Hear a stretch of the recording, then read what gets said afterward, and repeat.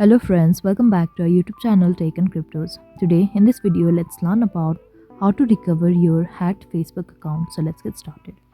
At first let's get into any browser and search for recover hacked Facebook account. Now click on this first website over here. Now click on get started.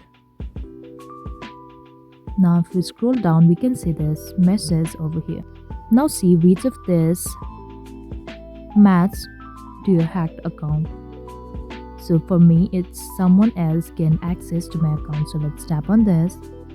Now we can see whether or not we can log in. I'm clicking on no, I can't log in, and also I do not have access on my phone number and email address. Now it asks you to log out of the account you are currently using, so make sure you log out and click on this link over here.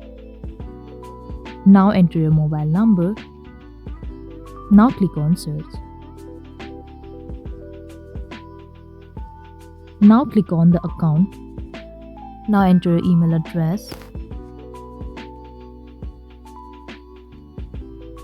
Now click on search. Here you can see your account. So click on continue.